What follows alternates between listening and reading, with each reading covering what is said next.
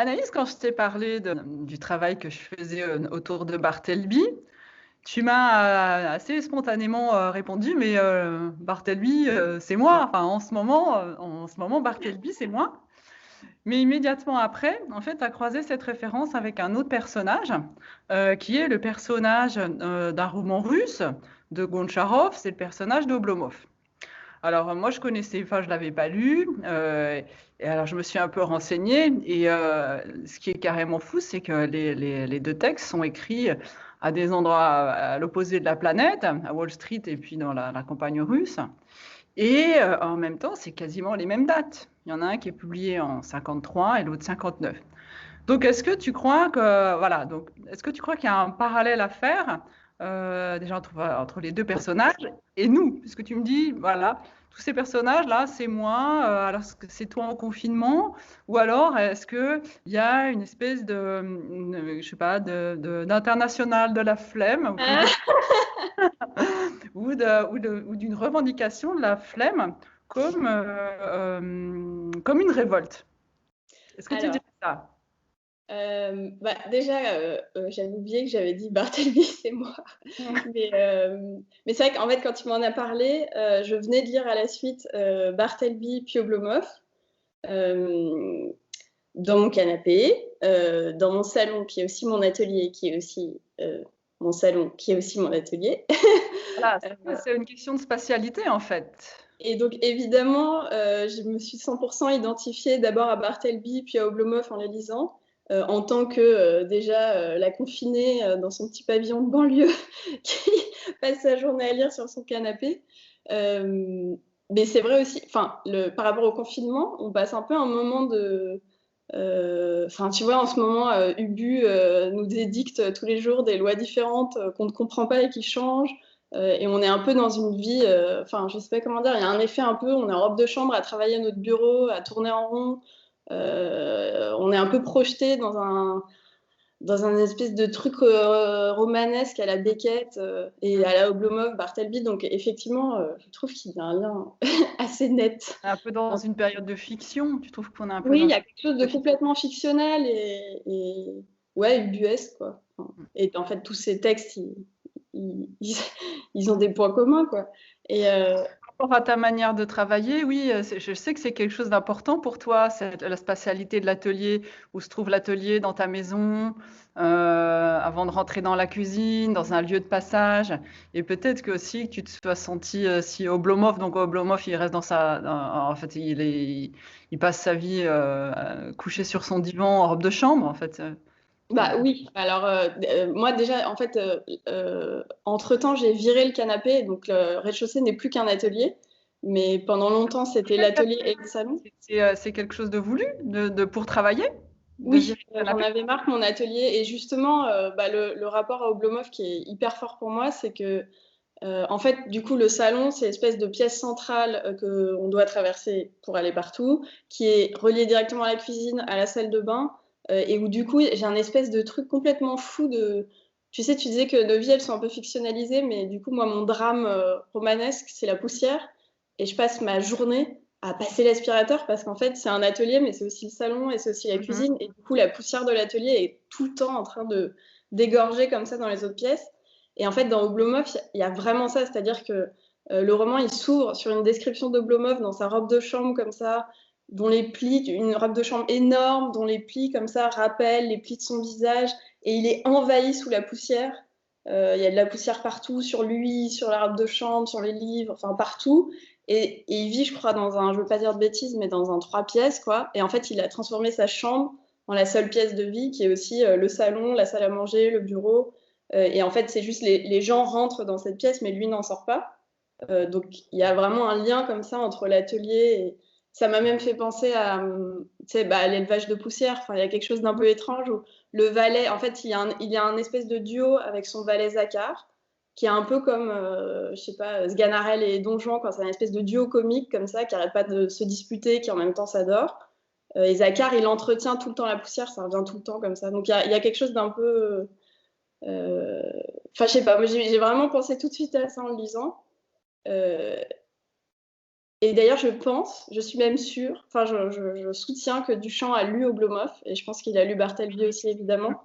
Mmh mh. Parce Ah, que, toi, tu verrais que tu penses que Duchamp a lu Barthelby aussi? bah, moi, pour moi, chez Duchamp, il y a tout un truc, le truc avec la poussière, là, la photo qu'il fait avec Man Ray, et même, tu sais, dans les notes sur le grand verre, c'est un truc qui m'avait marqué. Il parle de butoir de vie arrêtant l'élan. Et j'ai l'impression qu'il s'est posé une question. Alors, c'est moi qui fantasme ça, mais il se pose une question qui est quand même très très proche de problématiques d'Oblomov, dans comme ça, espèce de truc Ouais. de. Ah ouais, j'ai pas pensé à ça. Ouais. Voilà. Après, par rapport au travail dans l'atelier, il y a quand même un truc. Je pense que je suis pas la seule sculptrice ou sculpteur qui vit ça. C'est que il y a un temps très long, et d'ailleurs les peintres, ça doit être la même chose, mais je passe vraiment beaucoup de temps assise immobile à fixer ma sculpture.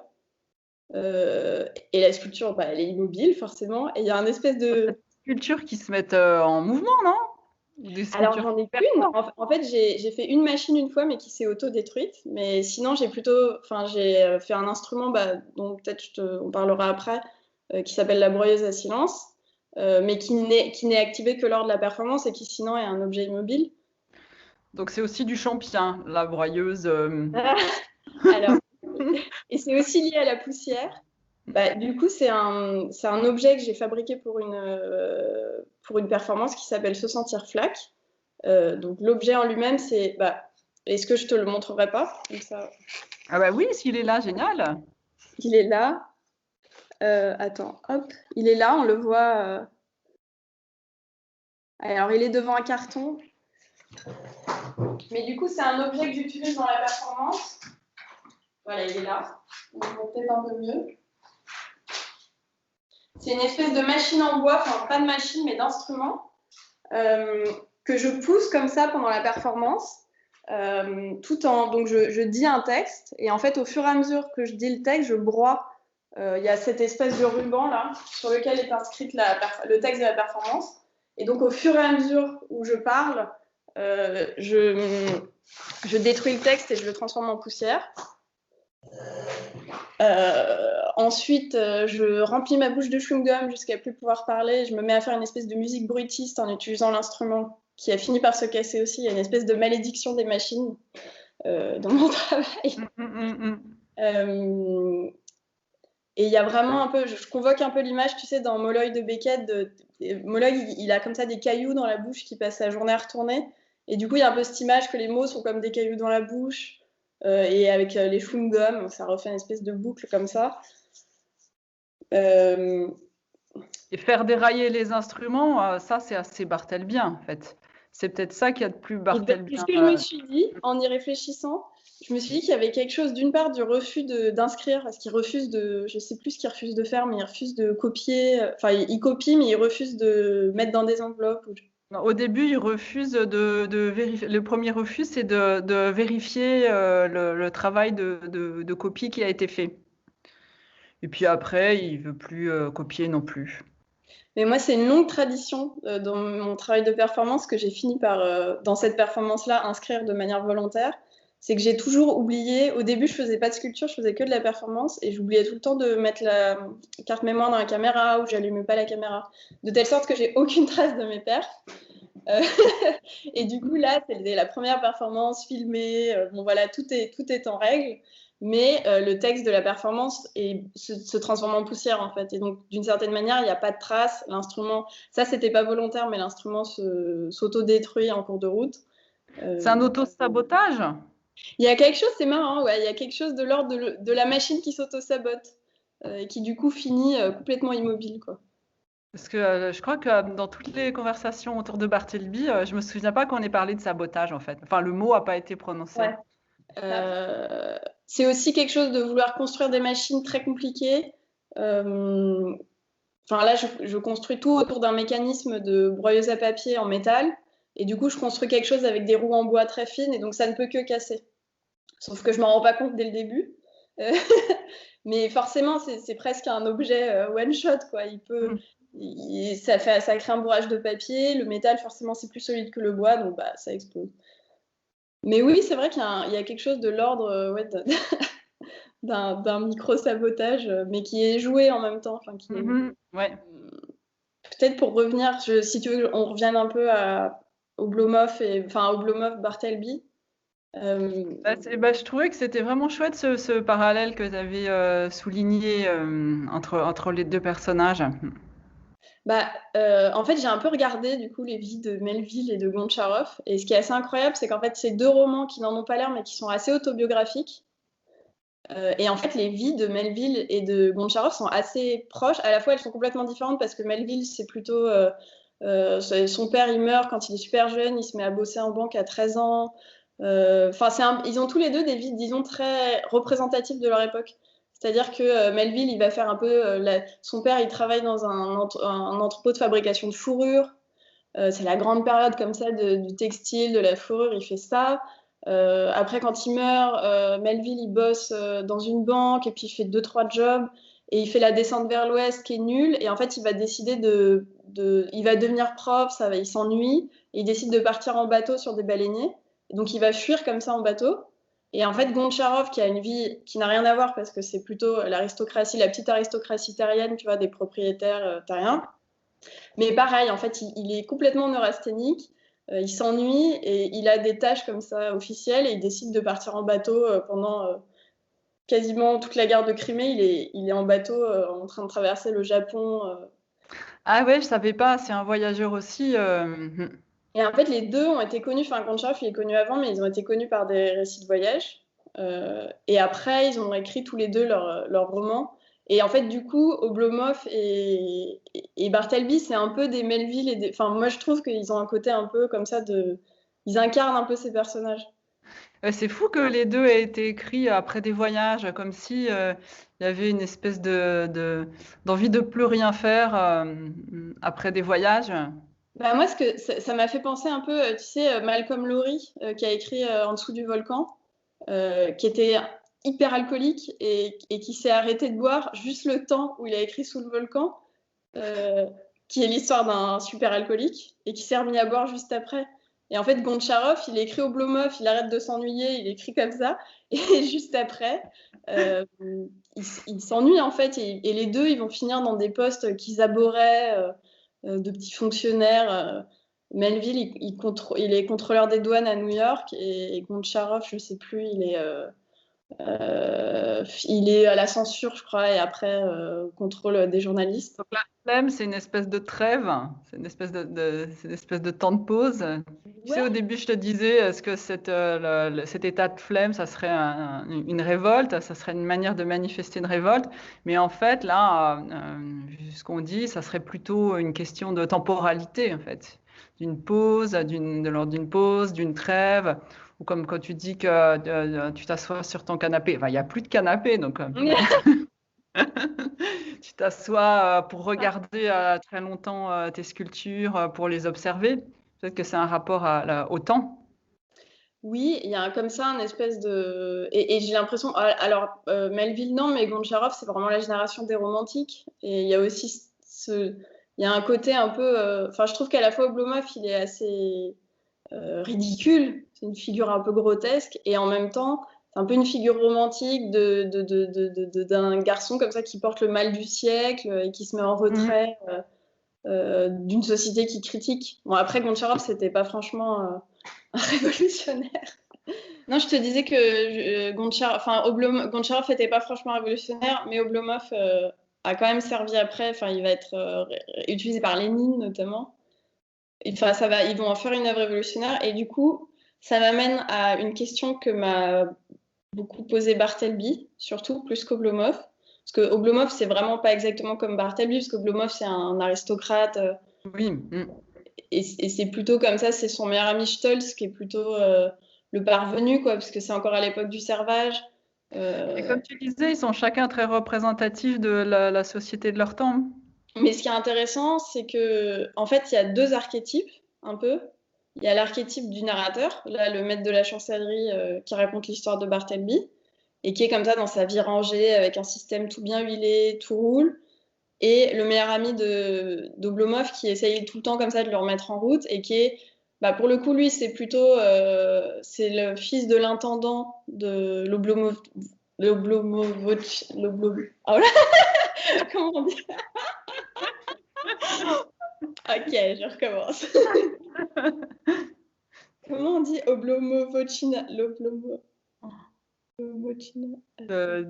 Des contrées, peut-être, on va dire. Ouais, on va dire comme ça. C'est c'est bien, je suis en train de faire une sculpture qui porte ce nom que je n'arrive pas à prononcer. Ah, chouette. C'est quoi comme sculpture? L'Oblomovchina. Voilà. Donc, je disais que Stolz, c'est le fils de l'intendant de là où a grandi Oblomov. Et donc, c'est plutôt le parvenu, mais ça correspond sociologiquement un peu. C'est l'époque où il y a pas mal de serfs qui commencent à s'affranchir et à devenir un peu des commerçants. Et un peu, c'est un peu la période où les commerçants arrivent et c'est un peu le déclin. Les aristocrates terriens, ils sont plutôt, enfin, les propriétaires terriens, ils sont plutôt endettés, machin. Donc, sauf que du coup, il y a ces deux archétypes d'espèces d'hommes, le narrateur de Bartleby et le meilleur ami d'Oblomov, qui sont des hommes très dynamiques comme ça, les commerçants, un peu des stéréotypes, et en fait qui sont complètement mis à mal à la fois fascinés par Bartleby et par Oblomov, et en même temps complètement sidérés, quoi. Enfin, j'ai l'impression que c'est la manière c'est pas des opposants politiques, mais ils s'opposent à l'autorité d'une manière assez particulière, parce qu'ils la mettent complètement en déroute, en rentrant dans aucun système possible. Mais du coup, moi, ce que je me suis posé comme question, ce dont on avait parlé la première fois que tu m'as parlé de tes vidéos artistes en Bartleby, c'est le choix d'être artiste plutôt que militant. Cette posture un peu compliquée, où souvent je me dis, bah, qu'est-ce que je fais, quoi. Je suis dans mon atelier, des fois je vais pas en manif parce qu'il pleut et que j'ai envie de bosser dans mon atelier. Enfin, il y a comme ça quelque chose. Et puis la figure d'artiste est vraiment la figure haïe du monde militant. Et donc il y a un truc comme ça. Enfin, ça m'a un peu questionné parce que Bartleby, pour moi, c'est quand même aussi quelque chose. Il est dans une posture assez proche de la posture de l'artiste, c'est-à-dire que il assume pas une conflictualité évidente. Ouais. Mais par contre, il se soustrait à l'autorité en faisant autrement, quoi, en mettant en place un autre système. Et en énervant tout le monde aussi autour de Oui, lui. parce que du coup, ça passe pas, quoi. Enfin, ça... Mais d'une certaine manière, c'est aussi un système un peu. Il a un système bien à lui. Je crois que c'est Deleuze, là, dans son texte sur Bartleby, il dit un truc, je sais plus ce qu'il dit exactement, mais en gros, il dit qu'il invente un nouveau langage, Bartleby, Ouais. en disant je préfère ne pas, c'est-à-dire qu'en fait, il y a quelque chose comme le fonctionnement d'un poème, quoi. Je crois que c'est la phrase agrammaticale. Ah, oui, Je crois que si mes souvenirs sont bons. C'est-à-dire une phrase qui, grammaticalement, est un peu bancale, un peu surprenante. On dirait pas ça dans le langage courant. oui. Mais du coup, Bartleby, c'est presque un. Il a un système qui est complètement énigmatique. Et en même temps qu'il a sa propre logique. Enfin, pour lui, ça fonctionne très bien. Il se retrouve à pas avoir. Bon, même si ça finit très mal. Et du coup, il fonctionne un peu comme une œuvre ou comme un poème, quoi. Ouais, Espèce ouais. de circuit avec sa logique propre, en circuit clos, qui se dérobe plus ou moins à la logique commune, quoi. Enfin, Ah ouais, qui a sa propre autonomie, en fait. oui, ouais. Ouais. Ouais, ouais, c'est vrai. Et tu disais donc que que tu étais en train de travailler une sculpture donc oblomovienne. Oblomovino Barthelvienne. C'est un peu une reprise d'une sculpture plus ancienne qui s'appelle la Manivelle molle, où il y a comme ça c'est une espèce c'est comme un texte sur un mur, un peu l'idée de mots noirs sur une page blanche. Euh, donc là, la sculpture que je suis en train de faire, c'est plus une espèce de structure comme ça, je sais pas si tu vois une abaque, c'est une espèce comme un boulier chinois, mais sur pied. C'est un truc qui fait à peu près la taille d'un humain, et donc c'est comme une espèce de buste vide. Et donc je reprends un peu cette image-là, et avec une espèce de grande robe de chambre comme ça qui va être en latex, mais il ne fait pas encore assez chaud pour que je mette du latex sur le truc que j'ai cousu. Et il y aura comme ça, au niveau enfin comme comment on appelle ça? Bah, tu vois, les barres du boulier, quoi. Passeront comme ça et qui s'en mêleront complètement les fils. C'est un hommage à de chambre un peu, un hommage à la vie en robe de chambre? Ouais, il y a quelque chose de cet ordre-là. Et puis, je sais pas, j'ai aussi pensé il y a un artiste que j'adore qui s'appelle Krasinski et qui a fait une espèce de performance comme ça où il a un câble et puis il l'emmêle. Il n'arrête pas de l'emmêler, puis ça termine par j'ai perdu le fil. Une espèce de truc comme ça Mmh. ouais, de... Toujours dans l'absurde, en fait. Ouais, il y a un rapport à l'absurde. Puis avec tes machines, les machines qui déraillent, on pense aussi, beaucoup à Tinguely avec, la machine qui s'autodétruit. Mais oui, c'est ça dont je voulais te parler tout à l'heure. Effectivement, j'ai été complètement fascinée par. C'était une perf au MoMA, je crois, où Ouais, ça a fait en un incendie. Enfin, c'était.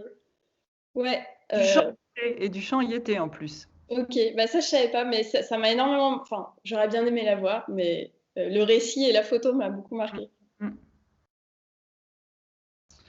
Et puis, tu voulais aussi parler de la cible, non? Comme pièce? Alors oui, la cible, bah du coup, c'est un peu comme la manivelle molle. C'est-à-dire que c'est des pièces. Enfin, enfin, est-ce que je peux te parler un peu de la manivelle molle pour en venir à la cible peut-être? Oui, oui. Mmh, mmh, mmh. Parce que du coup, en gros, la cible, c'est ma première sculpture dans l'espace. C'est la première sculpture qui tient debout. Et elle a été, et il y a eu une espèce d'entre-deux qui était la manivelle molle, où c'était du coup un drap de latex avec une virgule noire, donc un drap blanc accroché à un porte-manteau, comme un vieux manteau qu'on a laissé au mur, avec une virgule qui pendait, à côté une espèce de roue noire avec les fils comme ça, complètement mous, un peu déchirés, et deux roues en fil de fer qui essayent de se décrocher un peu du mur. C'était un peu la sculpture où ça commençait à essayer de sortir du mur, mais c'était quand même encore au mur. Et elle se lisait vraiment comme une phrase, c'est-à-dire de gauche à droite. Elle se terminait par un point noir en latex. Euh, et il y avait comme ça un côté un peu une phrase sans mots, quoi, faite juste de ponctuation. Un peu, enfin, j'avais un peu cette image de, tu sais, t'essaierais de commencer une phrase et tu prendrais ta respiration pour parler, puis finalement tu dis rien, quoi, un peu un truc, Mmh. passe rien, quoi. Ou tu sais, bah, pour le dire de manière chic, un dommage au 4,33 de Cage, mais non, sinon juste l'effet que tu peux avoir comme ça quand t'es pris, tu sais pas quoi dire, mais ça dit quand même un silence qui dit quelque chose. Un rapport à la poésie aussi. Oui, un rapport à la poésie, et puis il y avait vraiment cette image de la virgule, quoi, comme un espèce tu sais, tu te tais, tu devrais dire un truc, et puis il y a un temps de silence, qui est le temps de la virgule, où tu rentres en toi, et puis tu zappes complètement ce que tu disais. Enfin, c'est aussi le fonctionnement de l'esprit d'escalier. Euh, Ouais. euh, voilà. Bah, du coup, d'ailleurs, le titre de l'expo pour laquelle a été fait cette sculpture, c'était Structure des profondeurs. On m'a dit, et j'ai trouvé ça très juste, que j'ai l'esprit d'escalier en échelle à barreaux cassés. Et du coup, tout fonctionnait comme ça, un peu sur la logique de l'esprit d'escalier, du retard, et enfin, un jeu de métaphores comme ça, un peu en sous. Mmh. Mais donc, du coup, pour en venir à la cible, pardon, je fais des digressions. Du coup, c'est une sculpture qui est importante pour moi parce que c'est la première sculpture dans l'espace. Donc elle se tient. Et en même temps, elle se tient pas du tout parce que elle est faite juste d'une petite boîte qui est de la couleur des boîtes noires d'avion, donc qui est orange, et qui est ouverte à l'arrière. Euh, enfin, on voit l'intérieur à travers une vitre en plexiglas qui est plutôt donc derrière. Donc on voit plutôt dans un deuxième temps. À l'intérieur de laquelle il y a un autoportrait en train de performer. Je suis comme ça allongée sur une chaise, mais au niveau de l'assise du fauteuil. Un peu, bah, du coup, la performance, elle était faite par rapport à cette image. C'est un peu l'image de se sentir flag, quoi, d'être complètement comme ça, au ras du sol, quoi. Et donc après, il y a cette image. Sur les côtés, il y a le schéma d'extension de l'élastomère. Et au fond, enfin au milieu, comme ça, il y a un collage que j'ai piqué à une semaine de bonté de Ernst, Mmh.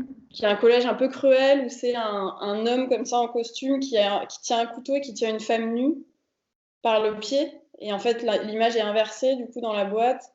Et c'est la femme nue mais qui a été habillée par les vêtements. Le vêtement de l'homme a été taillé en pièces et a habillé la femme. Et du coup, elle tient par son pied qui est planté d'un couteau l'homme qui est en train de chuter. Du coup, l'image, elle est complètement inversée. Et donc, sur cette boîte, il y a une espèce de cible bah, qui a été fait dans un moule un peu comme celui qu'on voit en Ouais, fond. derrière, ouais. Mmh. qui du coup est posé sur la boîte et fait comme une espèce de cage thoracique, et après ça coule. Il y a une deuxième, c'est 2 fois la même, il y a une autre cible qui coule comme ça vers le sol, un peu comme si comme si elle avait des teintes. Elle devient un peu, elle passe du blanc au noir comme ça, et après il y a une grande cible, une très grande cible, pareil, qui joue comme ça en dégradé du noir au blanc, pour la décrire. Et pourquoi tu pensais à la cible par rapport à nos personnages là qui sont dans le refus de faire? Alors pour moi, pour moi, c'est vraiment une sculpture qui questionne la passivité, qui est évidemment une question principale chez Oblomov et chez Ouais. Bartholdi aussi. Mm. À la fois dans ce qu'elle peut raconter de ce qu'elle raconte, quoi. Mais comme chez Bartleby, il y a un côté un peu de... Mes sculptures, souvent, elles sont hyper autobiographiques, elles racontent, puis en même temps, elles cachent complètement ce qu'elles racontent. Tu sais, le narrateur de Bartleby, il dit que Bartleby, c'est une perte pour la littérature, parce qu'en fait, il sait pas quoi raconter sur lui, quoi. À la fois, c'est un personnage qui est là, qui a un sens, et en même temps, il a pas d'histoire. C'est une sculpture qui fonctionne un peu comme ça pour moi, et qui a aussi un truc de... comment dire, vraiment, c'est comme Oblomov qui est un personnage allongé, quoi. C'est une sculpture qui est censée être ma première sculpture dans l'espace et qui se tient pas du tout vers la verticale, quoi, qui est complètement horizontale, qui glisse, qui s'affale. Il y a juste une pauvre petite boîte et puis le reste, tu vois, ça tombe comme ça. Il y a un côté un peu, déliquescent, quoi, dans la sculpture, qui m'a fait du coup penser à Oblomov et Bartleby.